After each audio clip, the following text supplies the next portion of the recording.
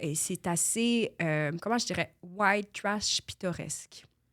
Rawdon. Mais sans Mais c'est très méchanceté. méprisant, l'idée du white trash pittoresque. Ben, Parce que, tu vois, excuse-moi, est-ce que tu as été à Rawdon? Non, mais j'ai été à plein d'endroits qui pourraient ressembler à Rawdon, par exemple. Ben, moi, je me faisais intimider parce que j'avais des robes carottées. Fait que je peux te dire qu'il y avait... dans le cours d'école, ça jouait dur. C'était... White trash, mais Ben, le choix de l'expression n'est pas c'est- ici anecdotique. On discute. C'est pas un jugement que je porte. Je te dis, je veux surtout pas censurer ta parole, mais ce sont des gens, moi, qui me semblent malmenés dans l'époque qui est la nôtre, Tu as sûrement raison. qui ont puis, été largués et sur lesquels on s'essuie les pieds. Donc, le white trash, aujourd'hui, est-ce qu'on accepterait de traiter un autre groupe minoritaire de cette façon-là? Ben, tu as raison qu'il faut éviter de stigmatiser. Puis, tu sais, moi, je le fais un peu avec humour, mais c'est vrai qu'il y a de la condescendance là-dedans, donc il faut faire Imagine, attention. tu parlais mais... du black trash. mais non, mais là, ça marcherait pas.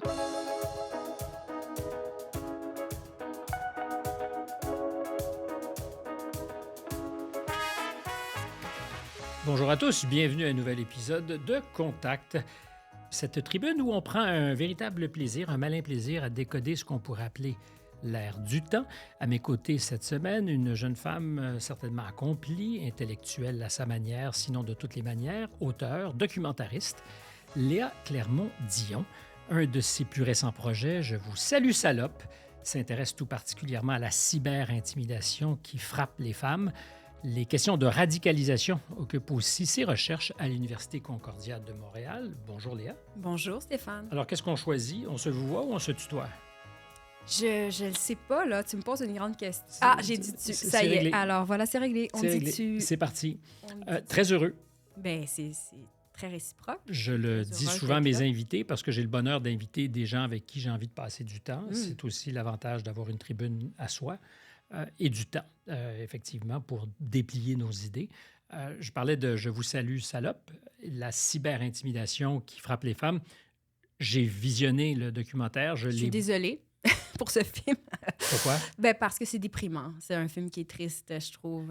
Tu peux pas être désolé. Ben, je suis pas désolée, mais c'est une blague que je fais, mais c'est juste un film qui est lourd, qui, moi, ça a été difficile à faire comme film, vraiment. Là, Enfantement difficile? Un enfantement difficile, c'est que c'est difficile à voir, à concevoir, à aussi analyser. Moi, il faut que tu comprennes que j'ai tout construit aussi, cette haine-là. Je suis allée la chercher et je l'ai faite en motion. Donc, tout ce que tu as pu voir, j'ai baigné dans la haine pendant des années. Alors, ça a été, oui, extrêmement difficile à faire. Pendant des années où tu préparais ce documentaire? Oui, ça a pris 7 ans. Puis en parallèle, je faisais une thèse de doctorat sur des discours antiféministes en ligne qui frôlaient parfois la haine aussi. Donc là, c'est d'être très longtemps dans un espèce de bassin négatif. Alors, c'est sûr que ça affecte. Est-ce que ça teinte la vie, l'intimité? Oui, complètement. Ben oui. J'ai pas fait une dépression, mais ça a été 5 années très difficiles. Puis en plus, je vivais un procès. Donc, toute cette période-là était peu lumineuse. Et aussi, il faut le dire, les doctorants puis les gens qui font des études supérieures. Vous êtes vraiment bons. Non, pas dans ce sens-là. Ils sont très isolés. Ils Oui, vivent beaucoup évidemment. de détresse. Beaucoup de gens autour de moi ont vécu des moments difficiles. Alors, bref, c'est pas pour me plaindre ou me victimiser, c'est juste de constater que c'était une période plus difficile. Et quand je dis je suis désolée, c'est désolée de l'état du monde. Je suis fière du résultat, je suis fière du film, mais je suis triste de ce monde-là. Mais tu n'es pas dans lequel on Atlas.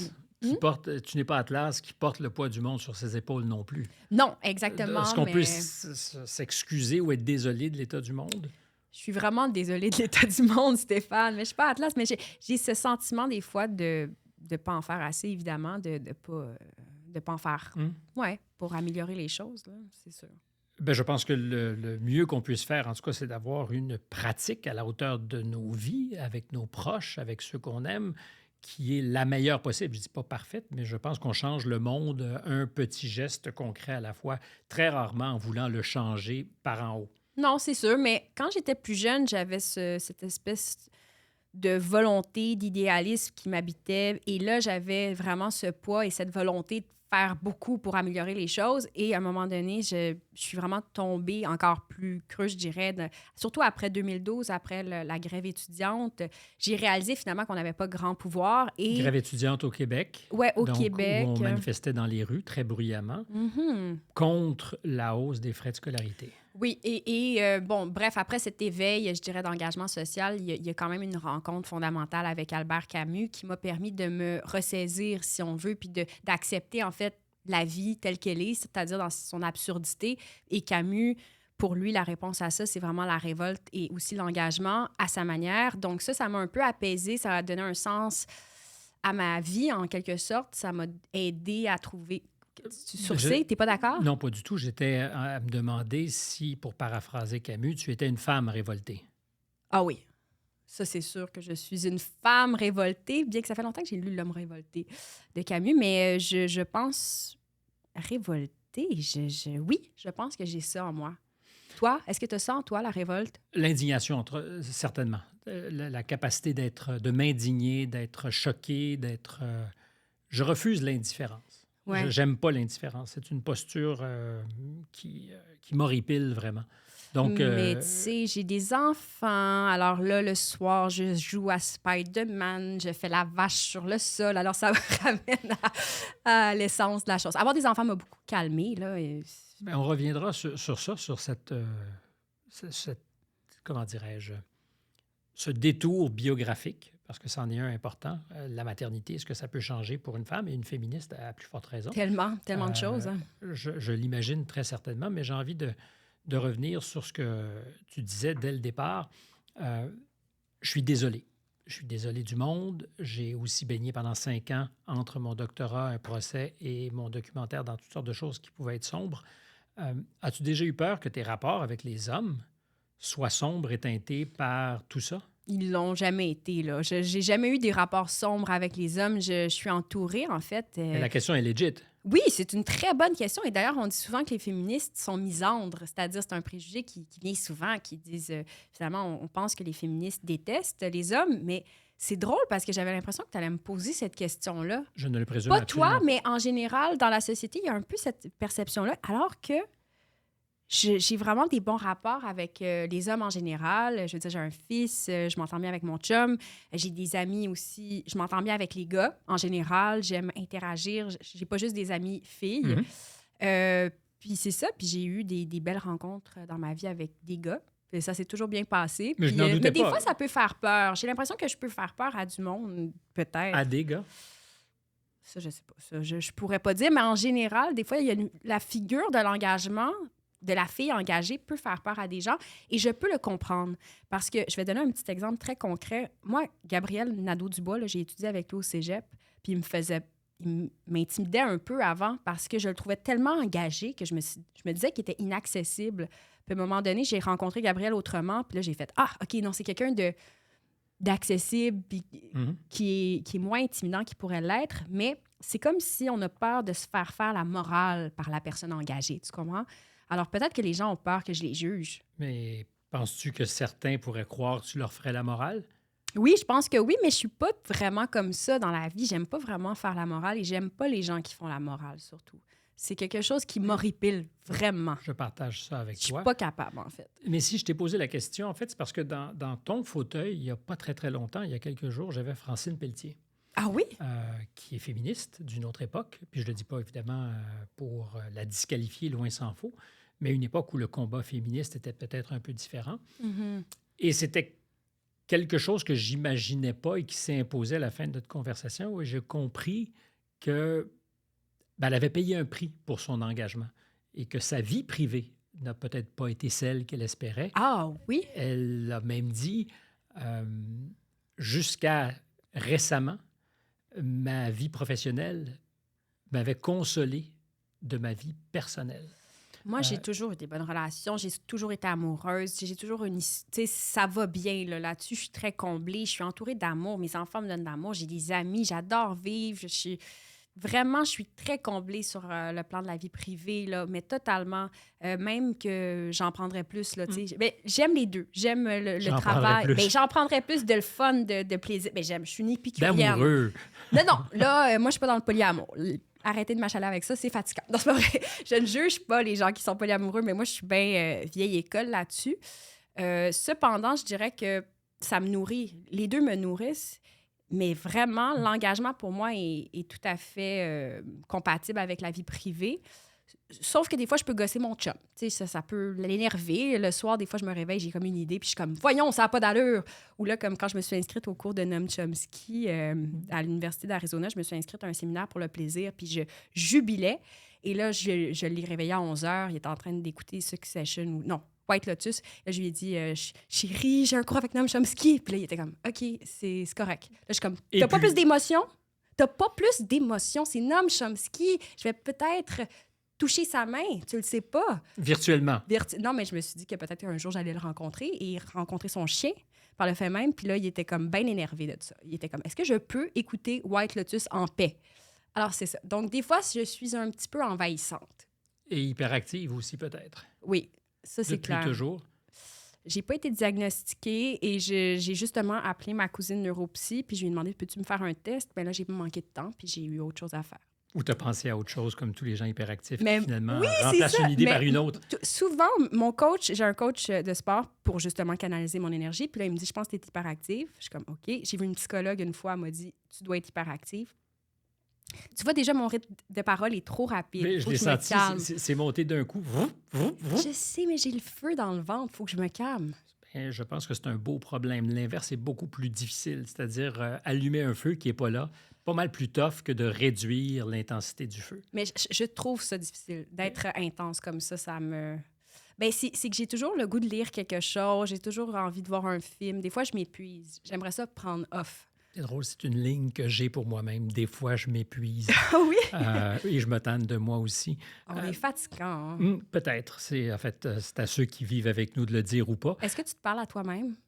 Oui, à l'occasion. Ça m'arrive d'avoir effectivement des dialogues, mais... Socratique? Non, parce que j'ai pas envie de me contrer, mais je me parle à moi bruyamment. Oui, ça arrive fréquemment dans la voiture en particulier, pas parce qu'il y a quelqu'un en face de moi. Tu devrais participer avec moi au séminaire de Noam Chomsky. On n'est pas beaucoup en plus. Il habite à côté de chez moi en Arizona. C'est littéralement là, au coin de la rue de l'Université. Je veux que tu ailles le voir et que tu cognes à sa porte. C'est un souhait peut-être même de l'avoir au podcast. J'étais à Noël en Arizona, à Tucson, et je me disais, ça serait fantastique d'avoir comme premier invité Noam Chomsky. Ça serait extraordinaire. On est pareil, on l'aime. Revenons à ce documentaire, donc je vous salue salope, où tu dis, il y a vraiment une cyber-intimidation qui frappe les femmes de plein fouet. J'ai regardé le documentaire, c'est effectivement inquiétant, c'est angoissant de voir tout ça. Puis je me suis dit, est-ce que c'est le fait des femmes seulement? Non. Parce que des amis gays pourraient dire la cyber-intimidation à l'endroit des gays. Dans le tapis aussi. Non, c'est pas juste le fait des femmes. En fait, le Pew Research Center a fait une étude longitudinale sur la question des cyberviolences dans la dernière année. Et on observe qu'avec tous les phénomènes, par exemple, avec la pandémie, il y a eu vraiment une montée des violences en général sur les réseaux sociaux et que les hommes qui avaient justement des théories sur la question de la pandémie étaient particulièrement attaqués. Mise à mal. La différence, c'est comme la nature des attaques et la virulence de certaines attaques qui vont être vraiment différentes. Donc, les femmes, on va plus s'attaquer à leur corps, à leur sexualité et moins, par exemple, à leurs idées. Les insultes vont être différentes. Et ça dépend, en fait, de quelles femmes qui prennent parole aussi. Il faut nuancer tout ça, là, quand même. Nous, on a décidé de s'intéresser à la question, en fait... Nous étant la Guylaine Marois, excuse-moi, et moi-même, la co-réalisatrice, que j'adore et que je salue, on a décidé de s'intéresser à cette question-là parce qu'on voyait quand même qu'il y avait une distinction dans le type de violence. Puis moi, les violences faites aux femmes m'intéressent en général comme phénomène de société. Et je pense, par contre, que... En même temps, les recherches, c'est toujours contestable, mais j'ai l'impression que les femmes sont peut-être attaquées un petit peu plus fortement. Et effectivement, les groupes marginalisés le sont également différemment.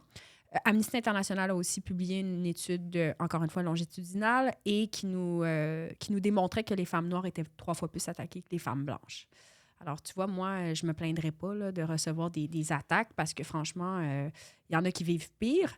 Mm-hmm. Mais comme tu le vois dans le film, tu sais, par exemple, ta députée italienne Laura Boldrini, goûter autant à cette violence, sinon davantage que cette politicienne du Vermont, Kaya femme Morris. Noire. Donc, je ne sais pas s'il y a une hiérarchie. C'est un contexte différent. C'est que Laura Boldrini, d'abord, il faut rappeler qu'elle était présidente du Parlement italien, mais elle a aussi œuvré à l'ONU pour les droits des réfugiés beaucoup. C'est un contexte politique qui est tout à fait différent. 50% des femmes sont à la maison en Italie. On est dans un contexte politique plus, je dirais, polarisé où la droite fleurit énormément. L'extrême droite, là, pas la droite plus centriste, là, je dirais. Je veux dire, avec des mouvements comme la Ligue, Beppe Grillo, etc.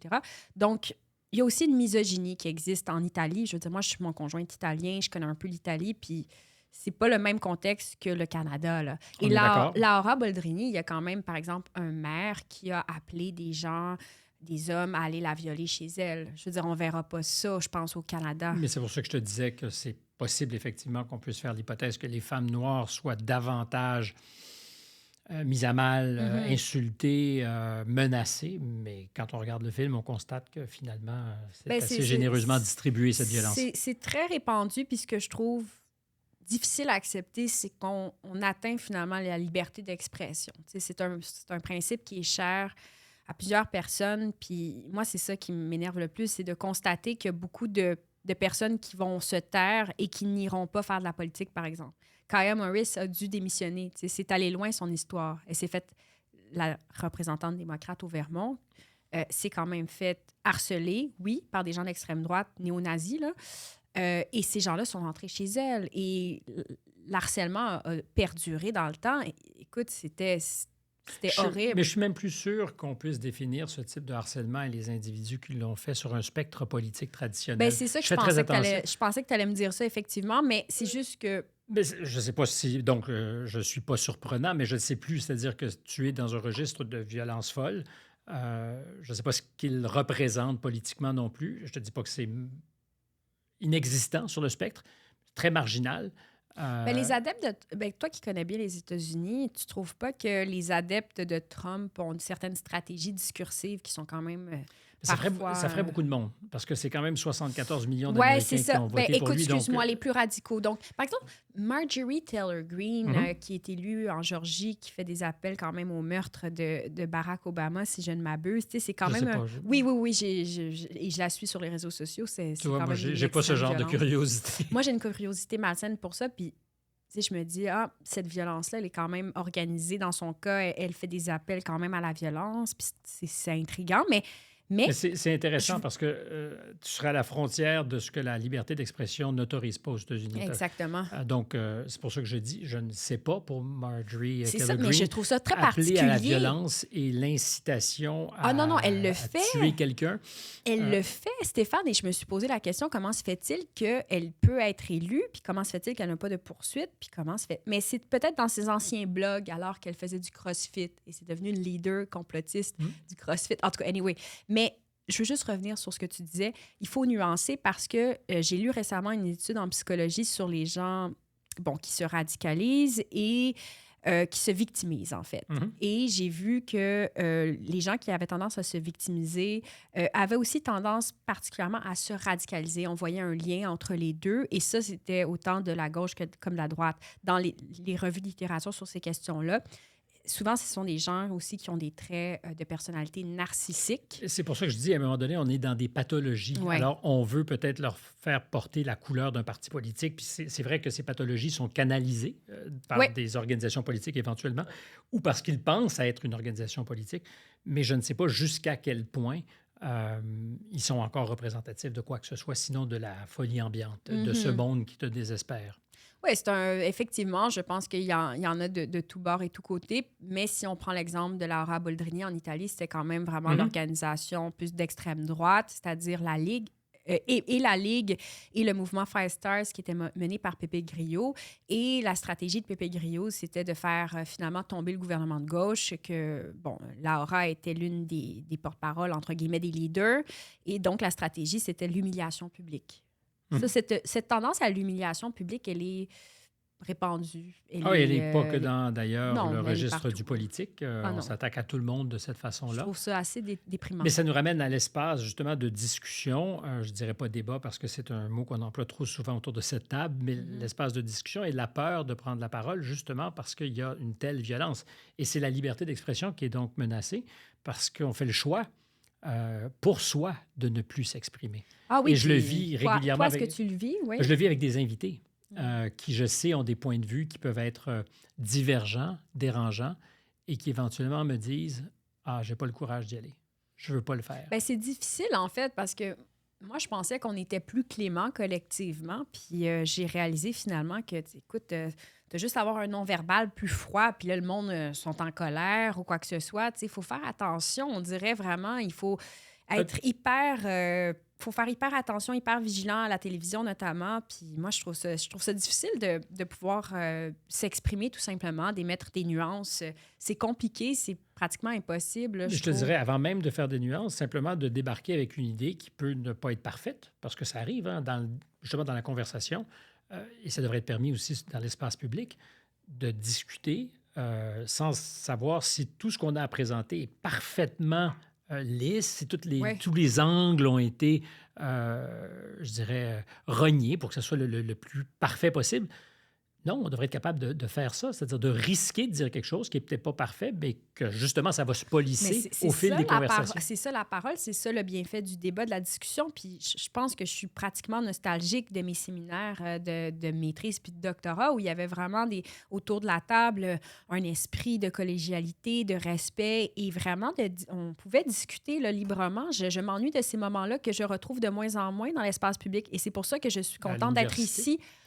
Oui, l'université, oui, c'est de plus en plus compliqué, mais d'être ici avec toi, ça me nourrit parce que c'est trop rare, ça, se prendre le temps de dire les choses, puis de réfléchir, puis d'essayer de comprendre. Il faut toujours puncher. On est dans une société du spectacle. Je trouve ça aliénant, vraiment.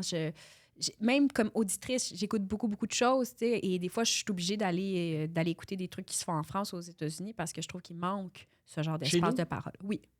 Je trouve qu'il manque des espaces de parole. Qu'est-ce qui fait qu'on serait à ce point différent? La volonté du consensus dont on parle souvent? Je sais pas. Ou peut-être que c'est aussi une question monétaire. Par exemple, en France, ils ont un financement possible. Ils ont beaucoup d'argent pour faire des émissions plus approfondies qui ne sont pas appelées à faire des codes d'écoute. Il y a peut-être un esprit. Je sais pas. De marché qui récompense l'échec, Stéphane. pour dire la vérité. Je le sais pas. Je sais pas pourquoi. Mais est-ce qu'il y a effectivement chez nous une crainte peut-être plus grande? Ah oui, on n'aime pas la chicane. C'est vrai qu'on n'aime pas la chicane. On dit ça souvent, puis j'ai l'impression d'être banal en disant ça. Non, c'est vrai.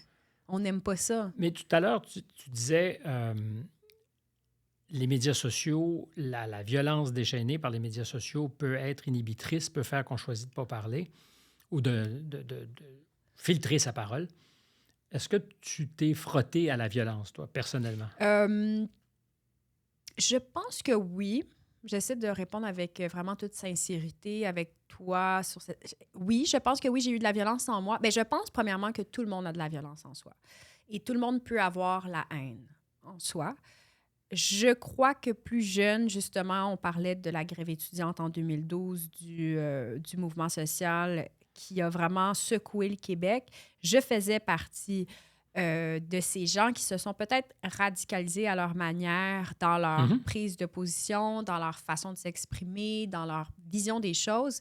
Et ça s'explique aussi par un contexte qui est un peu romantisant puis qui amène finalement à couper les coins ronds et à adhérer à une vision totale du monde. Donc, je crois qu'à ce moment-là, oui, j'ai eu une certaine violence à l'égard notamment des corps policiers. Parce que j'allais beaucoup dans les manifestations et j'avais un ami qui s'était fait tabasser devant mes yeux, sous mes yeux. Et ce que j'entendais comme discours à l'égard des étudiants et étudiantes, ça me heurtait beaucoup. Puis ça m'amenait à finalement peut-être à devenir moi-même un petit peu plus radicale. Et je pense que justement, quand on ostracise l'autre groupe, on crée... Et quand on ne se parle pas, il y a vraiment une coupure qui se fait. Et c'est là que la radicalisation arrive. Mais la coupure fait que l'autre n'existe plus. Oui, c'est ça. Quand on déshumanise. Exactement. On déshumanise l'autre. C'est là que... Et le policier peut être cet autre tellement facilement caricaturable. Exactement. Et de voir l'acte de violence physique sous mes yeux, ça m'avait marqué et ça m'avait probablement un peu radicalisé. Et là, j'ai eu de la violence à l'égard des policiers. Jamais exprimé vertement, mais j'en avais quand même un peu et envers les institutions. Bon, j'avais 20 ans. Alors, est-ce que c'est propre à la jeunesse, peut-être, de se révolter? Tu sais, on a parlé de révolte au début, et oui, j'en avais. Les choses ont changé et j'ai connu des policiers à travers mon parcours et mon regard a totalement changé. Ne serait-ce qu'à travers ton procès? Ah, à travers mon procès, tout à fait. J'avais aussi un regard sur le système de justice qui était complètement caricatural. Puis le fait d'avoir vécu cette expérience-là, ben, j'ai vraiment nuancé mon regard sur les choses. Je trouve qu'on caricature beaucoup, en fait, les choses quand on comprend Mais quand on je comprend suis pas. d'accord avec toi complètement. Et c'est le plus grand des risques, c'est de faire des généralités, de caricaturer et d'accepter que cette caricature corresponde à la réalité, alors que c'est toujours beaucoup plus compliqué. C'est ça, mais en même temps, c'est l'une des expériences et l'un des apprentissages les plus grands pour moi, le procès que j'ai vécu en termes humains, en termes de rencontres, en termes de compréhension de la société aussi. Alors, je fais toujours gaffe de situer ceux qui nous écoutent ou de les aider à nous situer, ceux qui nous écoutent, s'ils ne savaient pas ce qui s'était passé dans ta vie. Donc, tu as choisi de poursuivre quelqu'un avec qui tu avais travaillé à l'Institut du Nouveau Monde, Michel Venn, journaliste au Devoir aussi, personnage conséquent dans notre société. Tu as décidé, donc, quelques années après une agression, de le poursuivre, donc en justice pour agression. Un processus qui ne peut qu'être traumatique pour toutes les parties, on s'entend, c'est pas simple. Puis je le dis pas parce que je veux faire de ton agresseur une victime, je dis ça ne peut qu'être une moulinette difficile à traverser pour tout le monde. Et tu dis, ça a changé ta vision du monde. Oui. Parce qu'en ce moment, il est très tendance de dire les tribunaux, le système de justice, il est impuissant devant ce que vivent les femmes. Alors, je veux bien, c'est possible. Non seulement c'est possible, plusieurs l'ont dit. Mais c'est le seul système que nous ayons par ailleurs. Ben, on a un bon système là, au Canada. Quand on se compare, on se console beaucoup, mais c'est que c'est un système qui, comme l'ensemble, je dirais, des appareils étatiques, est un peu, je dirais, surmené, qui manque de financement, qui est un petit peu englué aussi dans la bureaucratie, on s'entend. Et la justice, ça change lentement. C'est-à-dire que les concepts, les sensibilités, comme ce que sont les institutions, elles sont là souvent pour garder une tradition et elles changent lentement. Puis on voudrait que du jour au lendemain, par exemple, avec l'apparition du phénomène MeToo, la justice soit capable instantanément d'être au diapason. Bien, c'est ça, mais c'est un peu illusoire. Déjà qu'on a fait des grands changements au Québec avec la création du tribunal spécialisé sur les violences sexuelles et les violences conjugales, c'est vraiment un gain très important. Aussi, on a d'autres mesures qui ont été prises. Par exemple, il y a la loi 22 là, qui a permis l'implantation de bureaux du harcèlement puis de guichets uniques pour porter plainte dans les universités pour un peu désengorger le système.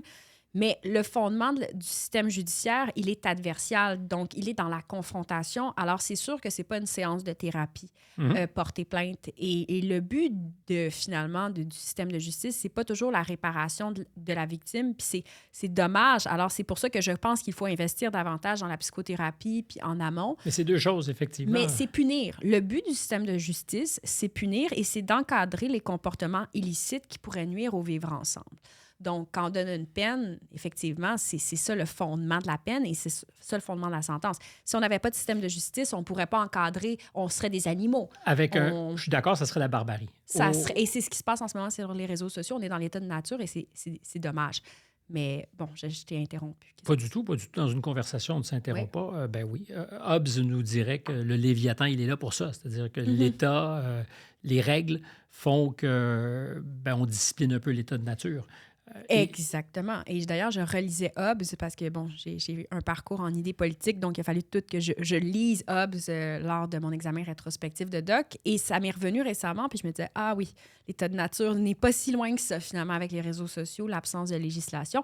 Mais pour revenir au système de justice, il a été un grand apprentissage aussi je dirais, dans ma compréhension du monde, là, vraiment, et dans l'humanité qui peut se dégager quand même de ces grands rituels-là. C'est un rituel, là, un processus de justice. Mais il y a un avantage. Tu es entendu par un juge. C'est vraiment génial de pouvoir parler puis d'être entendu. Entendu, c'est très bien, ça. Et en fait, il y a plusieurs avantages. D'abord, c'est le système que nous avons, mais pour la victime, il y a cette idée réparatrice, effectivement, d'être entendu, d'être prise au sérieux.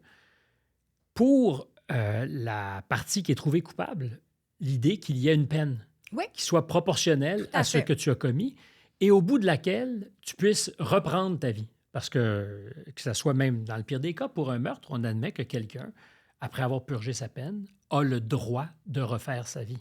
Exact. La réhabilitation. Mais c'est la nuance très importante qu'il n'y a pas quand on n'est pas dans un processus balisé. C'est-à-dire Il faut que... tellement encadrer ce genre de truc. C'est important, sinon... Parce que l'agresseur qui sera lynché sur la place publique, mais qui fera l'économie du processus judiciaire, on ne sait justement pas quand il va être réhabilité et en fonction de qui et de quoi et de quels critères.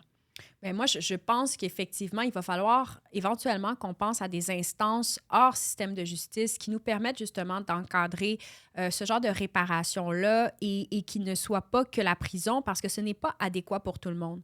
La prison peut aussi criminaliser davantage, peut stigmatiser. Ce n'est pas la solution pour tous les délinquants. Bien là, je dis délinquants, là, parce que c'est le terme juridique, mais c'est pas adéquat pour tout le monde. Moi, je suis vraiment très, je dirais, contre le mouvement là, qui veut des grosses sentences. Là. Ça dépend là, dans quel contexte. Je veux dire, il faut faire attention parce qu'il y a des récidives après. Plus on donne des grosses sentences, des fois, plus il peut y avoir des récidives. Mais bref, pour aller au bout de ma pensée, je pense vraiment que ce n'est pas adéquat pour tout le monde quand même, le processus judiciaire. Moi, dans mon cas, je l'ai vécu, c'était un peu sacrificiel. Il a fallu quand même que je me fasse... C'est comme ça que tu te voyais? Bien, il y a eu des sacrifices que j'ai dû faire qui étaient très difficiles physiquement. Par exemple, un contre-interrogatoire de 2 jours et demi, c'est physiquement éreintant. Et comme je le disais, le système de justice est encore beaucoup dans le mode adversial. Donc, le contre-interrogatoire, c'est pas une partie de plaisir et ça peut faire mal. Alors, je pense par contre qu'il faut encadrer. Mais aussi parce qu'on veut faire en sorte que quelqu'un qui serait injustement accusé ne soit pas reconnu coupable. Oui, mais il y a des techniques d'interrogatoire qu'on peut améliorer et il y a des manières de faire qu'on peut, je pense, perfectionner et ça s'améliore de plus en plus parce que les avocats de la défense ne sont pas nécessairement spécialisés en violence sexuelle et ça prend davantage de formation pour quiconque. Pour obtenir les mêmes résultats sans avoir les mêmes dommages collatéraux. Une défense pleine et entière. C'est ça le principe. C'est la défense pleine et entière de l'accusé. Je suis complètement d'accord. Mais tu peux poser les questions sans détruire la personne devant toi. J'en suis. Et j'ai fait un documentaire sur la question ça s'appelle « T'as juste à porter plainte ». J'ai interviewé une trentaine de plaignants-plaignantes, puis il y en a pour qui ça s'est très bien passé. Donc, c'est pas parce que moi, ça s'est mal passé, mon contre-interro, dans la façon de faire, que ça se passe mal pour tout le monde. Mais il faut s'ajourner, il faut vraiment se moderniser dans nos techniques. Comme je parlais avec mon enquêteur, Daniel Raymond, que je salue, que j'adore, un être exceptionnel. Lui, quand il m'a interrogé, il a utilisé des techniques d'interrogatoire qui étaient plus clémentes, qui sont dans l'écoute active. Je pense que c'est le ETTE. C'est une technique, excuse-moi du jargon technique, mais c'est une façon de faire qui amène la plaignante à développer sa mémoire, à vraiment retourner dans l'agression. Puis t'es plus dans la technique de Mr. Big, là, très, très agressive. Parce qu'il y a des policiers qui utilisent ça. Puis ça détruit quelqu'un. Je vais te poser une question. C'est très précis, mon affaire, mais ça me passionne. Bien, c'est certainement, d'abord, je ne sais pas si c'est passionnant quand on est aux premières loges de l'affaire, mais c'est intéressant parce que ça interpelle beaucoup d'entre nous. On est les témoins de ce qui se passe tout autour. Ma question, c'est, à partir du moment où ton agresseur aura purgé sa peine, est-ce que tu conçois qu'il retrouve une vie un tant soit peu normale? Bien, j'espère. Premièrement, c'est pas mon agresseur, c'est l'individu. Excuse-moi, explique-moi. C'est parce que des fois, j'ai de la misère avec le caractère de possessif, tu sais, comme si c'était à moi. C'est pas à moi, c'est ce qu'il a fait lui appartient. Et ses problèmes lui appartiennent. D'ailleurs, c'est pas mon procès, c'est son procès. C'est la reine contre l'accusé. J'ai pas poursuivi au civil pour obtenir des sous, là. C'est la grande distinction, mais j'aimerais bien que cette personne-là aille mieux, au final. Le seul truc qui m'embête un peu, c'est que 80% des gens qui ont été reconnus coupables d'agression sexuelle nient encore, malgré les verdicts de culpabilité. Mais ça, c'est le déni. C'est un mécanisme de défense psychologique qui est très, très répandu, puis je le comprends. Je le comprends parce que quand on a des problèmes comme ça, peut-être qu'on a de la misère à le concevoir puis à l'admettre. Puis pourquoi je te dis ça, l'affaire du déni, c'est que je me rappelle quand j'avais vu l'affaire DSK, j'étais assez fascinée. Ouais, quand il avait été accusé par Nafissatou Diallo, une domestique de New York. Elle l'avait accusé de viol. Puis il y a eu toute cette saga de procès là, qui s'est soldée donc en non-accusation de la part du procureur. Ça a été finalement abandonné. Mais j'avais été consternée de voir Anne Sinclair aux côtés de son mari. Puis je m'étais dit, qu'est-ce qu'elle fait là, elle? Elle reste là malgré tout? Et là, je me suis dit, ça doit être le déni. Mon hypothèse, c'est que les femmes qui restent des fois avec des gens qui sont accusés, c'est peut-être par mécanisme de survie. Tu la jugeais pour ça? Ben oui, un petit peu. Je la jugeais un peu, oui, j'avoue, parce que moi, je suis du genre à dire, je vais me séparer. Moi, s'il y a quelqu'un qui fait ça, là, c'est sûr, je me sépare. Parce que je l'ai interrogée il y a 2 ans, oui, quand elle j'ai a écouté, sorti j'ai écouté. Mais j'arrête de juger les gens, je veux dire. J'étais très ému, en fait, de la façon très mature, ou je ne sais pas comment dire ça, mais ému de ce qu'elle soit capable de faire la part des choses, c'est-à-dire, oui, il y a eu ce qui s'est passé, et la surprise, elle découvre quelqu'un qu'elle ne connaît pas parfaitement, et derrière ça, une absence aussi de négation de ce qu'elle avait vécu avec ses enfants à elle, leur relation, leur vie. Donc, elle était capable de faire, dans le fond, je ne sais pas si c'est juste, mais la part des choses entre ce qui appartenait à un passé qu'elle avait connu, qui était heureux, et une face sombre, très objectivement, du personnage qu'elle avait mal vu ou qu'elle n'avait juste pas vu. Ben, c'est pas de sa faute non plus, je veux dire. Non, évidemment pas. Puis, tu sais, il y a eu l'affaire Tour. Là. La Tour, là, quand même, il était impliqué dans, je pense, un scandale sexuel avec des prostituées mineures, là, DSK. Donc, ça, c'était peut-être un peu plus choquant pour elle. Mais j'essaie d'arrêter de juger à mon âge vénérable de 55 ans. Ça, c'est en année féministe, c'est ça? Des années féministes, c'est comme des années de chien, ça compte plus lourd. C'est ça. Non, mais c'est ce que je me fais. Parce que c'est soit que j'ai 5 ans ou 40, je sais plus quel âge, ou 70. Et t'en as combien, 70. 31. 31? Oui, 31. Est-ce que c'est une vie, comment dirais-je, dense, ces 31 années-là? Oui. si tu fais 50 ou 70 comme autre hypothèse, c'est qu'elles ont compté quasi double ou triple.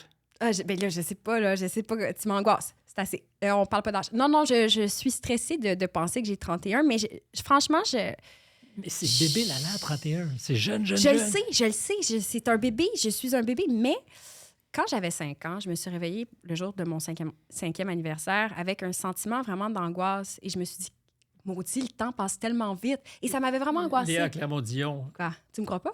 Des souvenirs aussi précis. Je te jure. À 5 ans. Je te jure. J'avais 4 ans. Je portais ma robe fleurie et j'avais mon chat Doudou à côté. Puis j'étais comme, je veux pas que mon chat meure. Jamais. Puis je veux pas mourir non plus. Puis je veux pas que la vie passe trop vite.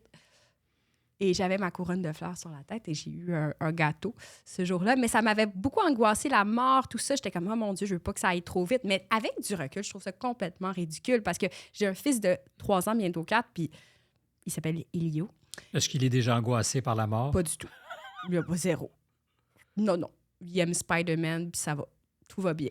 Vraiment, je trouve qu'il est bien dans sa peau quand même. Il est parfaitement adapté à son époque. Moi, j'étais mésadaptée, là. J'étais weird. Peut-être que j'étais emparée d'un esprit vif, un fantôme, quelque chose. Non, je crois pas du tout à ces affaires-là.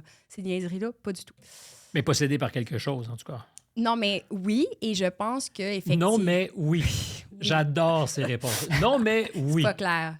Bon, annulez-moi, là, je suis pas très bonne. Arrêtez ça. Non, mais pour vrai, je pense qu'à 31 mais ans, ça crée tellement d'angoisse. L'idée que tu puisses être annulé tout simplement parce que tu as fait non, mais oui. On a commencé en disant, puis je suis pas le premier à le remarquer. Je suis très insécure. Je suis désolé que vous ayez peut-être vu mon documentaire. Désolé du monde dans lequel on vit. Oui. Il y a un côté Greta Thunberg chez toi. Tu trouves? Tu trouves qu'on se ressemble? Tu trouves qu'on a la même couette? C'est une boutade. Visage. Non, c'est pas le visage. C'est peut-être cette idée. Je la connais pas, je l'ai jamais rencontrée.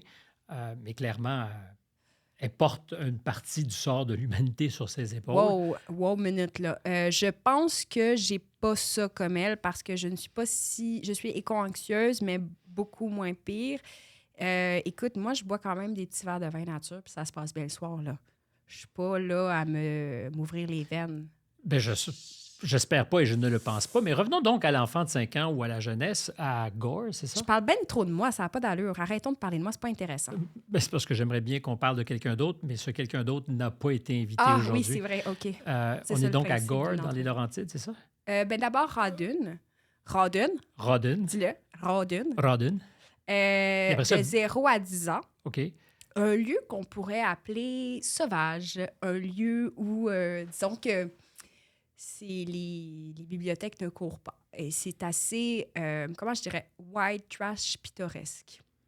Mais sans méchanceté. C'est très méprisant, l'idée du white trash pittoresque. Excuse-moi, est-ce que tu as été à Rawdon? Non, mais j'ai été à plein d'endroits qui pourraient ressembler à Rawdon, par exemple. Ben moi, je me faisais intimider parce que j'avais des robes carottées. Fait que je peux te dire qu'il y avait... dans le cours d'école, ça jouait dur. C'était... White trash, mais Ben, le choix de l'expression n'est pas c'est- ici anecdotique. Ben, c'est pas méprisant, là, ce que je dis. Je veux dire, il y avait des pits de sable, puis on faisait des concours de motocross. Qu'est-ce que tu veux que je te dise? Je sais pas. OK, c'est pas white trash, c'était super bourgeois. Un lieu super... C'est pas ce que je dis. Je soupçonne le potentiel de mépris quand on emploie cette expression, c'est tout. Et Mais c'est pourquoi? Parce que j'ai souffert un peu du milieu culturel dans lequel je vivais. Explique-moi. Ben, je trouvais ça... Je me sentais vraiment comme un extraterrestre dans l'environnement. As-tu toujours été un peu comme une extraterrestre dans ton environnement? Oui. Mais j'ai pas été dans des bonnes écoles, tu comprends? Mm-hmm. Peut-être que si j'avais... Je dis pas que si j'avais été dans une bonne école, je me serais sentie mieux, mais tu sais, après ça, j'ai étudié à la chute, puis c'était aussi un milieu qui était rough. C'était rough. À l'école primaire, ça jouait dur. C'était pas un milieu où c'était, disons, clément. Puis je fais attention à ce que je dis. T'as raison, faudrait pas que je dise ça, mais je le ressentais, moi, comme ça. Et je trouvais ça difficile. Je ne veux pas censurer ta parole. Je fais juste, moi, attention à ce que disent les expressions. Puis aux États-Unis, quand tu emploies white trash, tu désignes toute une catégorie d'individus qui a été beaucoup foulée aux pieds. Beaucoup de gens qui ont été victimes de la délocalisation de leurs emplois. T'as raison, et qui sont aujourd'hui... J'aurais pas dû dire ça. Non, on discute. Ce n'est pas un jugement que je porte. Je te dis, je ne veux surtout pas censurer ta parole. Mais ce sont des gens, moi, qui me semblent malmenés dans l'époque qui est la nôtre. Tu as sûrement raison. Qui ont été largués et sur lesquels on s'essuie les pieds. Donc, le white trash, aujourd'hui, est-ce qu'on accepterait de traiter un autre groupe minoritaire de cette façon-là? Bien, tu as raison qu'il faut éviter de stigmatiser. Puis, tu sais, moi, je le fais un peu avec humour, mais c'est vrai qu'il y a de la condescendance là-dedans, donc il faut faire attention. Imagine, tu parlais du black trash. Mais non, mais là, ça marcherait pas. Mais donc, pourquoi Mais pourquoi? Parce qu'il y a eu aussi de la part de certains individus dans ce contexte-là. Moi, je sentais une petite violence, un caractère rough qui me malmenait. Tu sais, je veux dire, je me sentais pas bien, puis il fallait que je joue dur, on dirait, dans la cour d'école pour me faire respecter. Ça peut te sembler curieux, hein? Du tout. Tu as l'air étonné de ce que je te dis. Moi, je viens pas d'Outremont, Stéphane. J'apprécie je sais que toi, ton père était communiste puis qu'il t'a étudié à Outremont. Mais... J'apprécie le crochet, mais qui me décroche pas la mâchoire. Je t'assure, j'ai aucun complexe par rapport à ça. Je me sentais tout aussi marginal à Outremont que tu te sentais peut-être marginal mais j'aurais à été Rawdon. Probablement marginal à Outremont aussi. C'est là que je m'en allais. Donc, c'était pas le contexte. C'est peut-être non, je pense que j'étais une bébite. Là, on va arrêter de chialer sur les autres. On va dire les vraies affaires. J'étais un extraterrestre parce que j'étais un extraterrestre, point. Et en fait... Est-ce que tu en es consciente très tôt? Ah oui.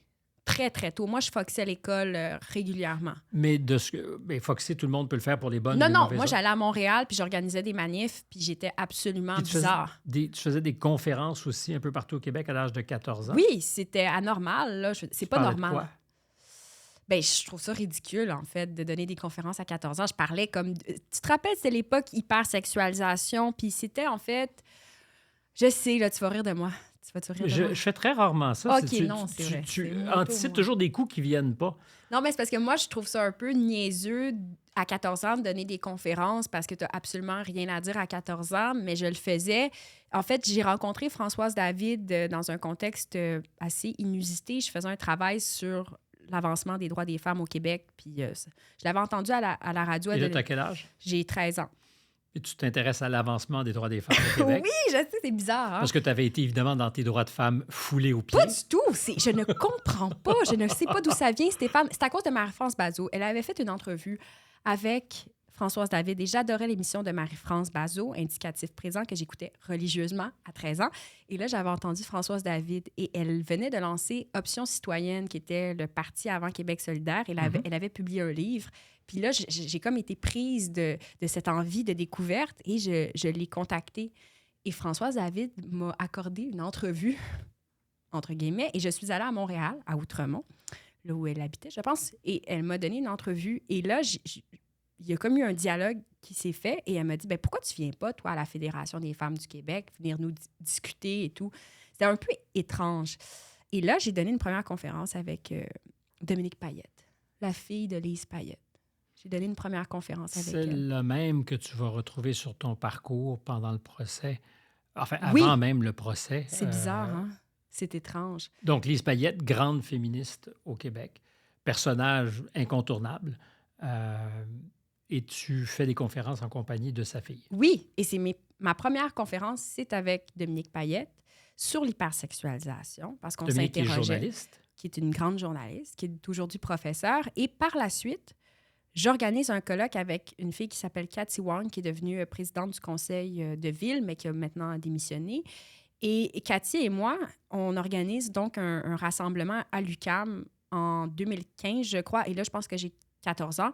Et là, on fait venir 400 personnes. En 2015, tu n'as pas 14 ans. Non, j'ai quel âge? Ah, pas 2015, en 2005. Oui. C'est-tu 2005 ou 2006? Mais ça ferait plus mon affaire mathématiquement, en tout cas. Oui, excuse-moi. T'es né en Donc, 91, je pense. oui, c'est ça, 2006. Et là, on organise un colloque. Et là, je te jure, Stéphane, c'est un peu surréaliste de penser à ça, mais il y a eu 400 personnes qui se sont pointées. Et Cathy et moi, on parlait...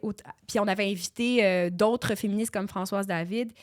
Et là, j'étais interviewée ce soir-là, je me rappelle, au téléjournal. Et je reçois, suite à mon intervention, un livre de Lise Payette, signé par Lise Payette elle-même, qui me dit « Tu es l'avenir ». Avais-tu oublié ça? Non. Non, ça, je m'en rappelle parce que ça m'avait marqué, mais j'ai encore le livre chez nous. Ça m'avait beaucoup marqué, ça m'avait incité à comment faire plus. La même Lise Payette, je me sens obligé de faire le détour parce que peut-être des gens ne connaissent pas tous les détails de ta vie. La même Lise Payette qui va, plus tard, lorsque tu vas montrer du doigt accuser Michel Venn, va te convoquer chez elle pour te convaincre de ne pas aller plus loin. Elle va même te faire signer une lettre. Oui, une lettre. En fait, je vais juste raconter un peu cette anecdote-là parce que ça mérite d'être dit pour ceux qui ne le savent pas, mais c'est un contexte particulier où, justement, Lise Payette me demande de venir chez elle et je pensais que c'était une discussion entre deux féministes de deux générations. Je me disais, ça va être agréable et tout. Et on a parlé pendant 2 heures de tout et de rien. Et au détour d'une phrase, elle me dit, t'as fait du tort à un de mes amis. Et là, j'étais vraiment prise de court. En fait, j'ai pas compris de qui elle parlait. De qui elle parlait. Mais là, elle m'a finalement expliqué que c'était en fait... son ami Michel Venn, qui n'avait pas pu avoir le poste de direction au devoir. Alors, il fallait donc que mes accusations avaient nuit à sa carrière, avaient détruit sa vie, l'avaient amené au bord du suicide et qu'il fallait que je me rétracte parce qu'il pourrait avoir une poursuite en diffamation. Puis moi, j'étais un petit peu vraiment en état de choc. Donc, j'ai signé la lettre pour dire que je m'excusais auprès de sa famille. Et voilà. Mais ça, tout ce que j'ai dit là, c'est dans le procès, c'est public. Là, il n'y a pas d'invention. C'est même lui-même qui l'a révélé. Mais je préférais qu'on le dise et qu'on le précise pour ceux peut-être qui ne sont pas au fait de tous les détails. Mais tu vois, moi, ça pique ma curiosité sur autre chose parce qu'il y a une grande féministe aux États-Unis, Gloria Steinem, qui a appuyé contre vents et marées Bill Clinton lorsqu'il était accusé d'agression sexuelle. A pris fait et cause pour Bill Clinton dans le New York Times, si ma mémoire est bonne. Je pense qu'elle va un peu s'excuser de tout ça plus récemment. Mais celle qu'on a tournée en ridicule à l'époque, il y avait des féministes de haut niveau, dont Gloria Steinem, pour rire ou tourner en ridicule Mme Lewinsky. Puis encore aujourd'hui... Mais Lewinsky, est-ce que c'était une agression sexuelle, excuse-moi, ou c'était considéré un peu comme... c'est de l'abus de pouvoir, mais c'était considéré comme... proche d'eux, oui. C'est une relation... C'était une agression sexuelle. C'est-à-dire qu'il n'a jamais été... Parce que je croyais que c'était une liaison adultère. C'en était une, mais il était en relation de pouvoir. Alors, je ne te l'apprends pas, président, stagiaire. Donc, il n'a jamais été reconnu coupable de ça.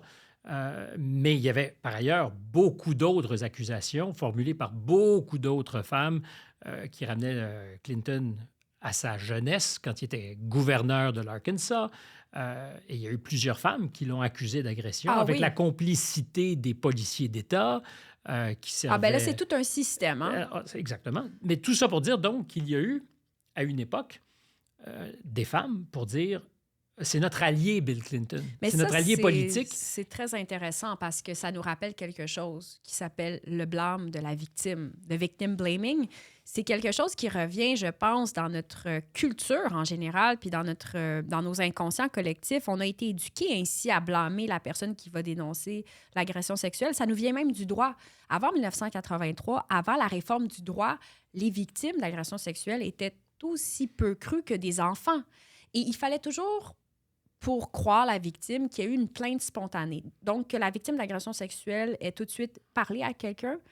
Et moi, je vois beaucoup de liens entre nos conceptions de cette question-là et ce fameux blâme-là. Comme par exemple, avant 83, le viol, c'était un crime. Mm-hmm. Aujourd'hui, c'est une agression sexuelle. Il n'y a plus de distinction entre un attouchement et un viol dans le droit criminel canadien. Et j'ai l'impression qu'il y a cette hiérarchisation-là.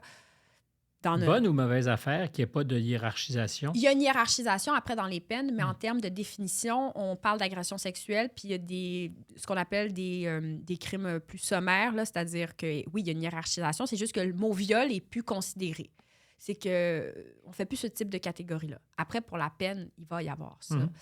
Mais ce que je veux dire, c'est que j'ai l'impression que pendant des années, et ça nous a tous un peu peut-être occupé l'esprit ou ça nous a tous habités, il y a eu ce blâme-là. On jugeait les victimes beaucoup. Et j'en faisais partie. J'ai moi-même jugé probablement des gens qui portaient plainte ou des gens qui étaient victimes d'agression sexuelle. Mais mon regard a changé parce que finalement, il y a tellement de gens qui vivent ce type de truc-là. Je trouve qu'il faut que ça change. Mais ce qui, moi, me surprend, même avec la distance, c'est que Monica Lewinsky, effectivement, a été très sévèrement jugée par des femmes, dans certains cas des féministes qui avaient beaucoup d'influence au nom, justement, de ce qui avait un allié important à la personne de Mais je trouve ça dégueulasse. Clinton. Et encore aujourd'hui, elle passe pour une bimbo. Alors, je trouve ça dégueulasse. Je trouve ça inacceptable. Et moi, je refuse cette posture-là. Mm-hmm. Et j'espère que j'ai pu contribuer à ma manière à changer un peu ce stigma-là parce que je trouve ça pas acceptable du tout. Et je vois les jeunes filles autour de moi qui se font slut-shamer et je refuse. Quand j'ai su qu'on me traitait de salope, ça c'est venu vraiment me chercher. Quand j'ai entendu dire que des gens très haut placés qui défendaient le monsieur, et ça, c'est venu plus me chercher même parfois que le procès et tout, c'est les commentaires de gens haut placés, bien placés, qui entourent ces hommes de pouvoir-là, qui jugent la personne qui va porter plainte. Je refuse. Je refuse et je suis fière de m'être tenue debout, d'avoir parlé, parce que je pense aux nouvelles générations qui subiraient ce type de violence, d'abus-là, puis je trouve pas ça acceptable. Je trouve que la honte doit changer de camp réellement. Alors, moi, Gloria Steinem me déçoit et Lise Payette m'a déçue. Mais je suis capable de pardonner et de comprendre que c'est des femmes de leur génération. Bien, c'est drôle parce qu'il y a quelque chose un peu de condescendant dans ça. Puis je vais te citer toi-même parlant de ton Vas-y père. Donc. Parlant de ton père. Mais je l'adore, mon père. J'aime beaucoup mon père. Je n'en doute absolument pas. Qu'est-ce que... Mais tu as dit, j'ouvre les guillemets, je lui pardonne beaucoup de choses. Ah non, il n'a rien fait de mal, mon père. Il n'y a pas de lien entre faire du mal. Et ça, c'était je lui pardonne d'avoir été ce qu'il était, c'est-à-dire un gars de son époque. Mais c'est normal. Est-ce qu'il demandait à être pardonné? Est-ce qu'il s'excusait de quelque chose? Mais c'est parce que, je veux dire, il a travaillé toute sa vie en construction. Il allait sur des camps de travail à Bay James puis à Fort McMurray. Je veux dire, mon père a travaillé dans des pétrolières. Écoute, c'est sûr que c'est pas l'idéal. De ça? Honte? Non, pas honte, mais... Non, pas honte. J'ai jamais eu honte de mon père. C'est peut-être plus ses blagues. Pas des blagues de mon oncle, là, c'est pas ça. C'est un personnage. Mon père, faudrait que tu le rencontres. C'est vraiment tout un personnage. Il me fait rire. Il est tout à fait rigolo. Il est spécial. Tu sais, je veux dire, j'étais à Paris, puis il m'appelait. T'as-tu des trappes? Tu peux-tu acheter des trappes à taupe, là? J'aimerais ça avoir des trappes à taupe. Là, je suis comme, il n'y a pas de trappes à taupe à Paris, puis c'est un personnage. Mais j'y pardonne en ce sens que, bon, on n'a pas les mêmes intérêts. C'est pas grave. Bien, peut-être, encore une fois, il ne demandait pas à être pardonné de quoi que ce soit, mais c'est parce que... Avant, je le percevais peut-être un petit peu plus comme étant un peu macho, mais tu sais, c'est un homme As-tu déjà fréquenté des machos dans ta vie privée? Moi, j'ai sorti avec beaucoup de machos. Vraiment. Mais c'est spécial. Là. Comme le duo, je sais pas pourquoi j'étais attirée vraiment par très macho. Là, ça a changé, mais mon ex était... c'est rien contre lui, là, mais c'est ce qu'il était. Très, très, très macho. Le très, très peut-être fort, mais c'était pas quelqu'un... C'était pas un homme rose classique. Non, je sais pas pourquoi, d'ailleurs. C'est vraiment bizarre. C'est pas comme compréhensible, je trouve, avec du recul. Mais pourquoi ça le serait pas? Pourquoi tu n'aurais pas aussi ça en toi? Ben, je me disais, je pourrais être plus originale. Tu sais, c'est quoi ce cliché d'être attiré par des gars plus machos? C'est ridicule. Mon ex était, tu sais, Mais est-ce que ça se commande, ces choses-là? non, c'est ça. Alors, à un moment donné, j'ai refusé. Tu sais, mettons, mon chum adore le sport. Il est très. On n'a vraiment pas les mêmes intérêts. Puis j'aime beaucoup ça qui aime le sport. Puis je trouve ça parfait. Puis il aime des affaires de plus genrées. J'aime ça. Des affaires plus genrées. OK, Comme j'en je étais suis coupable d'aimer ridicule. des affaires plus Mais genrées. non, mais c'est correct, là. C'est correct. C'est bon. Il va être Pourquoi content je et vais rassuré. justifier? J'ai dit, Minou, t'es correct. Ben, je suis ce genre moi-même. Alors, disons les choses. OK, on est rendu là. On définit notre identité sexuelle. Es-tu non-binaire? Moi? Oui. Ah non, j'ai pas l'impression d'être non-binaire du tout. Comment ça, tu sais que j'ai sorti avec des machos? Parce que chose certaine, t'as répondu Puis présente. j'en reviens pas que j'ai répondu. Je devrais être comme Marie-France Bazot. Marie-France Bazot a dit on parle pas de ma vie privée. Mais je te dirais qu'elle permet justement aujourd'hui, plus qu'à d'autres époques, de parler de sa vie Mais privée. j'écoutais votre podcast, puis elle voulait pas qu'on parle de sa vie privée. Ben, elle a parlé d'un certain nombre de choses, y compris de son enfance, de son père. Et je crois... Mais t'es vraiment un bon intervieweur parce que normalement, je dis pas ces affaires-là. J'ai tellement dit de choses, j'en viens pas. Bon. Mais ça nous définit. Et je crois que notre pensée, beaucoup le fait de nos vies. On pense pas en dehors de notre expérience. C'est vrai. La Puis jeune fille que tu étais, qui a été militante, qui disait longtemps, ou qui dit récemment, en fait, parlant de toi, j'étais une féministe enragée qui ne voulait pas d'enfants. Ben, c'était ce que tu étais à 16, 17, 18 ans, pensant peut-être que c'était ça l'héroïne que tu voulais devenir. ben, je voulais vraiment pas d'enfant, effectivement. Ça n'a jamais été un projet de vie. Je veux dire, je jouais avec mes poupées, puis mes poupées étaient célibataires. Là. J'ai jamais voulu être en couple, me marier. C'est vraiment pas quelque chose qui m'attirait. Le schème là, hétéronormatif, vanté, le conte de fées ne m'a jamais intéressé. Je voulais être célibataire là, longtemps, là, toute ma vie. Alors, je me suis fait rattraper Que par mon feras-tu destin. dans la vie? Je serai célibataire. Non, mais c'est drôle, mais je voulais... Non, mais écoute, je voulais être comédienne qui joue des rôles d'avocate célibataire avec des amants. Je te jure. À quel âge tu pensais À aux amants? 7-8 ans, là. Tu pensais déjà aux amants? Oui. J'étais comme, ben, je vais avoir des amants. Ça va être ça, moi, ma vie. Ça va être ça. Non, je te jure, c'est ridicule, hein? J'ai honte. J'adore j'ai ça. honte. Mais Je me tu te pognes la pogne ligne la du front. face. J'ai honte de ça, Mais mais de quoi as-tu honte? On revient encore une je fois suis à ça. vraiment un extraterrestre. Mais parce que Non.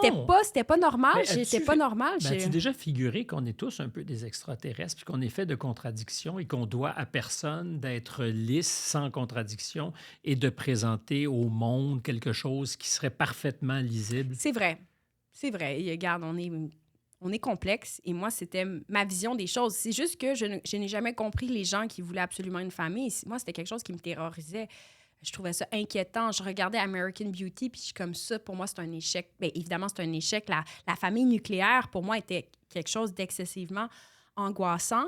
À cause de ce que tu avais vécu chez toi? En général, je n'étais pas attirée par ce modèle de vie. Pour moi, l'émancipation était plus intéressante en dehors de la sphère privée.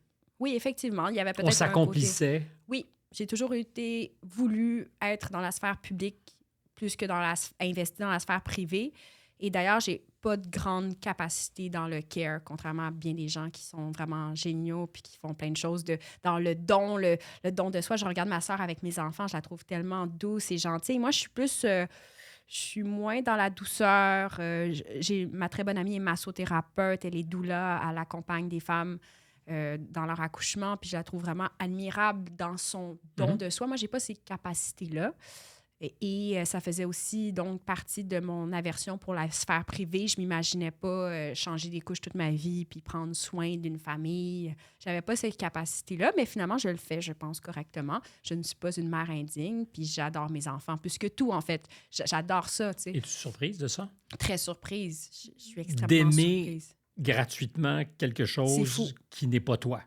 Et je le dis pas... Non, mais Oui, je fais... c'est fou. Parce que Ça fait du bien.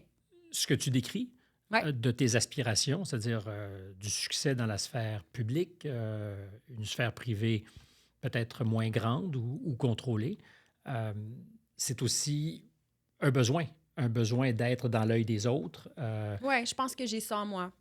Mais mes enfants, écoute, ça a tout changé. Je veux dire, ça décentre, ça... je pense que je suis une meilleure personne, puis j'aime tellement mes enfants. C'est un amour qui est fort, qui est extraordinaire. C'est fou. Je ne veux pas nous éloigner de ça parce que je pense qu'il y a des liens à faire, mais tout à l'heure, quand je t'ai cité ton père, c'est parce que tu disais aussi de ces féministes d'une autre époque que tu ne leur en veux pas ou que tu ne les juges pas. On partait évidemment de Lise Payette qui ne peut qu'être une déception à cause de ce que tu as vécu. Sauf quand on slut-shame d'autres femmes, ça, je ne suis pas capable de tolérer ça. Parfait. Mais est-ce qu'il y a effectivement des visions? Moi, je suis assez convaincu parce que j'ai validé ça avec des conversations avec des féministes d'une autre époque. Est-ce que la vision du féminisme est en rupture aujourd'hui avec ce qu'était le féminisme d'hier? Complètement. Il y a vraiment des façons différentes de voir les choses. Moi, je m'inscris dans un féminisme qui est à la fois, c'est drôle, radical et libéral. C'est-à-dire que radical dans ma conception des choses, c'est-à-dire que les violences... j'adhère à la perspective donc de critique du patriarcat. Donc, on est vraiment dans une lecture du féminisme radical matérialiste. Je peux relire Colette Guillaumin, je peux relire Jalna Anne-Mère sur toute la question des violences faites aux femmes. Je m'inscris vraiment là théoriquement. Après, J'aime la nuance. Qu'est-ce qu'il y a? Théoriquement, parce qu'après oui, parce qu'on est beaucoup dans le féminisme matérialiste, dans la question de la lutte des classes, puis ça me rejoint peut-être un peu moins en 2023. Mais c'est drôle parce que moi, je suis beaucoup plus interpellé par toute interprétation des rapports de pouvoir qui relèvent de la lutte des classes que dans une interprétation des rapports de force qui seraient identitaires. Mais c'est drôle parce que ça ne m'étonne pas du tout, mais Nancy Fraser te réconcilierait parce que Nancy Fraser, qui est une féministe philosophe qui a beaucoup enseigné, je crois, à l'Université de New York, la NYU, et elle fait vraiment un appel justement à ce féminisme plus identitaire qui allie davantage une lecture de la lutte des classes, donc une lecture économique. Donc, elle fait vraiment une lecture plus, je dirais, anticapitaliste, mais elle garde aussi une lecture plus culturaliste des choses. Donc, je pense que tu te retrouverais davantage avec Nancy Fraser. Mais donc, il y a ça, mais il y a aussi un côté chez moi qui est libéral, c'est-à-dire que je ne suis pas dans le jugement des comportements des autres femmes. Alors, exemple, si une femme décide de se faire de la chirurgie esthétique, je ne vais pas être dans la condamnation, le jugement. La liberté du corps des femmes, c'est quelque chose qui me tient vraiment beaucoup à cœur. Et ça, je pense qu'il y a une distinction beaucoup avec les anciennes générations. On est beaucoup moins dans le jugement, je dirais, du contrôle du corps. Peut-être que je m'exprime mal. Mais tu as vécu ces enjeux-là dans ta chair, du contrôle du corps. Ah oui, effectivement. Donc, peut-être que ça aussi, mais on est lié. très décomplexés. Je pense, ma génération, je veux dire, les filles, on assume notre corps. On est plus dans une forme de réappropriation aussi sexuelle, physique, etc. Ça fait vraiment partie, je crois, des nouveaux discours féministes qui peuvent peut-être agacer d'autres perspectives. Puis il y a évidemment la perspective intersectionnelle qui est très, très importante aujourd'hui, qui est, je pense qu'on inclut davantage une lecture multiple des oppressions. Puis ça va peut-être te gosser, mais c'est comme ça, je veux dire, c'est plus complexe que juste du... Je demande qu'à être gossé. Non, mais c'est ça. Ben moi, j'adhère beaucoup à la perspective de Patricia Collins sur le plan de l'intersectionnalité, c'est-à-dire de lire des situations. Tu parlais de la lutte des classes, mais là, on parle plus aussi de la pluralité des oppressions. Je ne pense pas que je vis la même chose qu'une femme noire peut vivre dans une... Possiblement. Parce qu'à cause de... Mais je serais tenté de te dire qu'une femme noire venant d'un milieu bourgeois a peut-être vécu sa jeunesse mieux que toi, entourée de white trash. Ouais. Peut-être, ça dépend. C'est ton expression. Il faut inclure donc la lecture économique des choses. C'est une hypothèse que je fais. Mais tu disais, je ne juge pas ces femmes, par exemple, qui auront recours à la chirurgie plastique, esthétique. Soit, je peux admettre qu'il y a une possibilité de juger. Est-ce que tu juges les hommes autour de toi? Parce que j'ai par moments l'impression... Que je juge tous les hommes? Non, pas du tout. Ah, non, pas du tout. C'est pas du tout ce que j'allais dire. Non, j'ai l'impression par moments qu'il y a... des rapports qui sont un peu... Quand tu parles du patriarcat, alors je ne suis pas sûr de comprendre tout ce que ça veut dire, parce qu'on peut mettre dans ce sac beaucoup de choses. Oui. Puis probablement que j'en suis, comme j'en suis un gars, j'imagine que je me sens coupable de rien. C'est plate de même. Mais tu fais bien, en fait, de ne pas te sentir coupable. Je reviens à cette idée. Donc, est-ce que tu juges les hommes qui sont en face de toi, qui seraient comme... implicitement coupable de quelque chose? On parle souvent de masculinité toxique. Non, parce moi, ça me fait très peur parce que c'est des généralisations horribles. Et je constate aussi qu'il y a en ce moment des vrais laissés pour compte. Puis je parle pas juste des incels au sens caricatural, mais toute une génération de gars qui sont comme entre deux générations de Ouais. femmes féministes qui sont larguées, qui ont peur. Mais tu vois, ça, c'est quelque chose, un cheval de bataille, en fait. Puis je me dis, comment est-ce qu'on fait pour aller chercher les gars? Parce que j'étais un peu tannée de parler au même bassin de personnes qui me suivent et qui sont d'accord avec moi. Exact. Et donc, dans les derniers mois, j'aime pas le terme formé, mais j'ai donné des ateliers à tous les joueurs de hockey de la Ligue de hockey junior majeur du Tous Québec. les joueurs. Tous, les 400 joueurs, sur la question du consentement sexuel. Et, tu sais, bon, on me connaît, là, je suis associée au féminisme, peut-être que je peux effrayer, mais ça s'est super bien passé. J'ai collaboré avec les responsables des joueurs de la Ligue, Natasha Lawrence notamment, puis ça a été vraiment super comme expérience parce qu'on pouvait enfin avoir un dialogue sur ces enjeux-là pour essayer de concevoir ce que c'est aussi le consentement sexuel, parce que des fois, on pense que c'est acquis pour tout le monde, alors que pas du tout. Il y a plein de nuances qui sont difficiles à admettre. C'est un processus qui a beaucoup évolué. Exactement, depuis ça 30 ans. ça va tellement vite. Alors, ça, pour moi, tu vois, ça, c'est quelque chose d'important. Puis je veux travailler encore. Là, je vais rencontrer les joueurs de l'Impact et c'est d'aller voir les gars et de discuter avec eux de ces enjeux-là sans les ostraciser. Le but de la démarche, c'était vraiment juste d'ouvrir un dialogue puis d'essayer d'améliorer les choses parce que visiblement, il y a des comportements justement plus toxiques qui ont été valorisés dans ces milieux-là. Puis je pense que c'est le cas. On le voit un peu avec ces scandales qui sortent ici et là. Puis je pense vraiment qu'on peut aller les chercher puis en faire de meilleurs citoyens. Un exemple flagrant de ça, c'est Logan Mailloux. Logan Mailloux, qui est le joueur repêché des Canadiens, qui avait fait en fait la distribution pornographique non consentante. De photos qu'il avait prises. Il avait pris une photo de sa blonde lors d'une relation sexuelle puis il l'avait partagée en ligne. Et pour ça, il a été puni, je pense, c'est en Suède. Mais la distribution pornographique non consentante, c'est un acte criminel, on s'entend, mais qui est très répandu dans les mœurs d'aujourd'hui. Chez les plus jeunes générations, on photographie et on partage. Mais ça a des impacts délétères sur, évidemment, la victime, puis sur le garçon aussi. Alors, qu'est-ce qu'il faut faire? Bien, il faut leur parler de ça. Il y a plein de gars qui ne savaient même pas que c'était un acte criminel. Au même titre pas. qu'il y a beaucoup de détenteurs d'images pornographiques juvéniles qui ne sont même pas au fait de ce que c'est un acte criminel. Bien, il faut éduquer les gens. Il faut leur expliquer, je veux dire, pas les ostraciser. Puis moi, je faisais vraiment attention au ton que j'utilisais. Puis je leur disais, vous êtes des gars intelligents, vous êtes sur la glace, vous êtes disciplinés, vous avez une carrière entre vos mains. Et je suis sûre que vous ne voudriez pas faire du tort autour de vous. Est-ce qu'il faut pardonner à Logan Mailloux? Oui.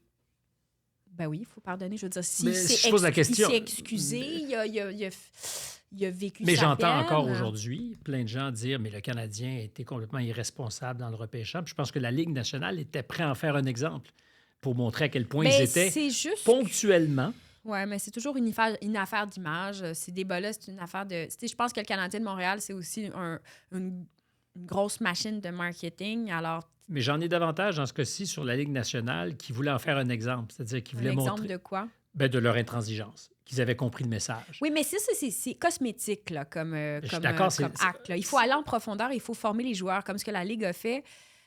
Et ce qu'on va faire et ce qu'on va continuer à faire. Moi, je vais m'investir dans ces milieux-là. Puis mon rêve, c'est que des syndicats comme la FTQ Construction m'appellent puis que je puisse aller parler avec des gens sur des mines et tout. Ça, j'aimerais beaucoup ça. Mon père, d'ailleurs, a beaucoup travaillé dans des camps de travail. Puis je sais que ça peut être des milieux toxiques là, sur le plan des comportements. Tu sais, par exemple, des bars de danseuses. Tu sais, on objectifie beaucoup la femme. Il faut juste dialoguer puis essayer de voir les choses autrement. Et je crois beaucoup qu'on peut aller les chercher et d'en faire des alliés. OK, question pour toi. Ça te dérange-tu ce que je te dis par rapport à ça? Est-ce que j'ai une tête de gars qui est dérangé par ce que tu dis? Non, mais c'est que je trouve ça important, tu sais. Alors moi, j'ai une question importante pour toi. Quoi? Toutes les filles qui dansent dans ce bar de danseuses et qui sont chosifiées, objectivées dans ce bar, donc pas loin d'un gros chantier, sont-elles victimes du patriarcat ou au contraire des travailleuses avisées? Parce que je fais l'hypothèse aujourd'hui qu'en 2023... tu sais à peu près dans quoi tu t'embarques, ça se peut que tu sois dupe, mais puis tu dis, hey, il y a un gros coup d'argent à faire, c'est mon corps, j'en fais ce que je veux. Et je dis, fuck you à vous qui me jugez, moi, c'est ma business. Ah, ben effectivement, il y en a plein qui sont libres, complètement libres. Moi, en passant, je suis pas abolitionniste, là, donc ma position sur la prostitution est plus nuancée que ça. Par contre... je ne parlais pas de prostitution. De danse. OK, excuse-moi. On était sur le chantier adjacent. Excuse-moi, je suis désolée, j'ai effectivement un petit dérapage. Là. Mais j'ai rencontré des danseuses nues personnellement pour Mitsu et Léa, puis on en a vu on a rencontré aussi des actrices porno, on a rencontré des travailleuses du sexe et je dirais que ça varie vraiment. Je veux dire, il y en a qui sont tout à fait libres et assumées. Puis moi, j'ai rencontré une travailleuse du sexe qui était vraiment bien dans sa peau, qu'elle avait 40 ans, elle faisait sa vie comme elle le voulait, elle se sentait bien. Donc, puis, et j'ai rencontré des danseuses qui étaient très bien dans leur peau également. Il y en avait d'autres qui allaient moins bien et qui étaient peut-être plus asservies, disons, par ce métier-là, qui avaient le goût de se libérer un peu. Ça varie, hein? C'est vraiment... Mais je fais toujours attention parce que j'ai le feeling, le sentiment qu'il puisse y avoir quelque chose d'extrêmement condescendant quand on les juge. Je ne juge pas ce que je juge. En fait, c'est pas un jugement, mais c'est de constater qu'il y a une vision parfois chez certains individus qui voient vraiment les femmes seulement comme des objets et non comme des êtres égaux et des sujets. Ça existe encore, Stéphane, ça. Alors, il faut juste faut juste prendre par la main puis dire, ben voici où on en est. Mais c'est pas en jugeant puis en disant vous êtes des hosties de cave qu'on va régler la situation. C'est pas ça. Puis ils sont pas idiots. C'est juste que plus on a de diversité... Ils sont pas idiots, ça, c'est les gars. Mais non, mais si tu vas dans un camp de travail, c'est sûr que s'il y a un manque de diversité autour de toi, que tu es juste entre gars encabanés et que tu n'as pas le droit de boire d'alcool, que tu fais juste que travailler, c'est sûr qu'il y a peut-être des dérapages qui arrivent. C'est possible. Et ça arrive. Bien, ils n'ont pas le droit de boire sur les chantiers, mais quand ils sortent, là, il y a vraiment des comportements qui sont générés, je pense, aussi par la fatigue. Bien, pas juste la fatigue, mais l'exploitation. Écoute, je vais dire l'exploitation. Oui, je trouve qu'après 16 heures de travail sur une mine, t'es bien payé, mais il y a quelque chose d'aliénant, là. Oui, comme le travail peut l'être dans plein de circonstances, y compris, à plus forte raison, peut-être dans une mine, 16 heures mais par jour, j'aimerais, si c'est mon rêve, moi, de vraiment aller sur des camps de travail, genre à la baie James. J'ai toujours voulu y aller.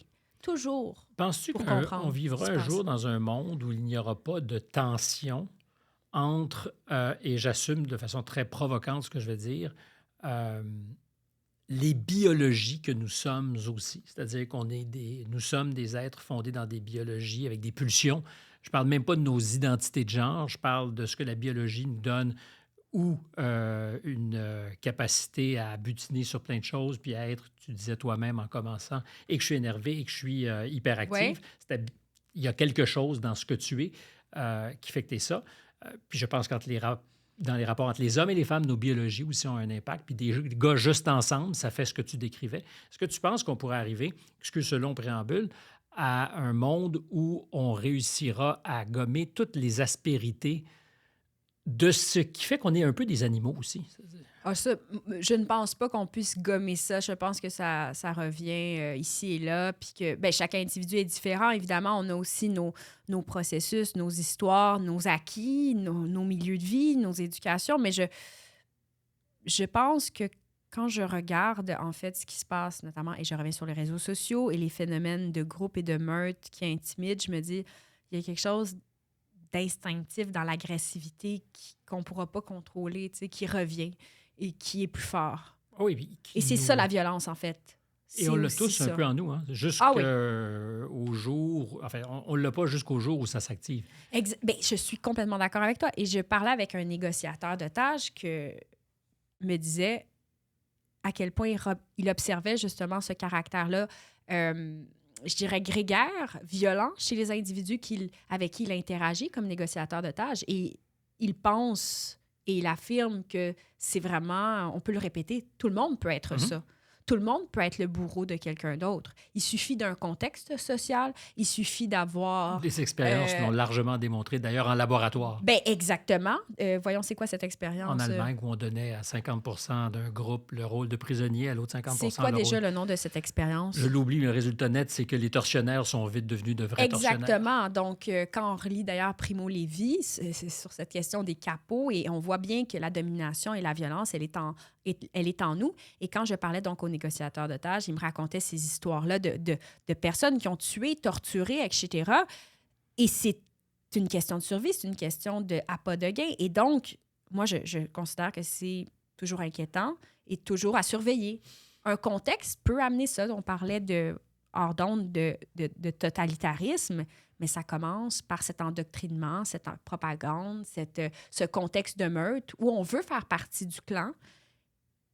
ça se travaille lentement, mais sûrement, mais ça existe. Et c'est en nous. Et qu'on est prêt à payer le prix en digressant par rapport à ce que sont les garde-fous qu'on se met pour adhérer à la gang. Exactement. Puis on devient des loups. Et c'est l'effet de meurtre. En psychologie de la haine, justement, et de la radicalisation, on constate qu'il y a vraiment un effet de groupe là. Dans les théories du in-groups, là, la haine se répète entre nous. Et voilà. Mais souvent, ceux qui sont les plus haineux sont ceux qui vont se faire après eux-mêmes détester, haïr et rejeter du groupe. C'est les premiers à se faire rejeter. Les plus moralisateurs, les plus puristes vont se faire éliminer du groupe. C'est ce qu'on observe beaucoup. Je pense que l'acte le plus révolutionnaire est un acte de résistance, c'est-à-dire penser pour soi et refuser de se sentir obligé d'adhérer à la folie de la foule. Bien, je relisais René Char, qui est un résistant, et justement, tu sais, face à ce conformisme social-là, il faut vraiment absolument se révolter. Ça passe par la poésie, ça passe par des moments de lumière. Mais ça passe par des actes de courage. C'est-à-dire, et ça fait 2 fois que je termine un entretien de cette manière. Avoir le courage de se tenir debout quand l'occasion se présente où on doit être courageux. Parce qu'il est tellement facile de dire « Oh, j'ai pas entendu ». C'est très difficile. Et il y a aussi des conséquences houleuses qui viennent parfois. Avec le courage? Ah oui. Nécessairement, sinon ça ne prendrait pas de courage. Est-ce que j'ai oublié de te poser une question? Sinon, je pense que tu viens de battre un record. C'est la plus longue de mes conversations. C'est combien de temps, là? On doit être à presque 1h30, mais j'ai vu pendant cette 1h30 rien des minutes qui s'écoulaient. Ben non, moi non plus, ça a été tellement vite. Je dois aller à mon cours d'italien. Presto! Merci. Merci beaucoup, Stéphane. Un vrai plaisir, une fois encore. C'est la musique, c'est donc dire qu'il est temps il y a quelqu'un qui nous écoutait. Ah, mon Dieu. On sera un de code d'écoute. C'est lui qui est à la régie derrière. J'ai beaucoup trop dit de choses sur ma vie privée. Je n'en reviens pas. C'était Léa Clermont-Dion. Cette émission a été réalisée par Lola Mal. Marianne Grenon est notre recherchiste et c'est Jean-Olivier Bégin qui a fait la musique que vous entendez. Mon nom est Stéphane Bureau. À très bientôt.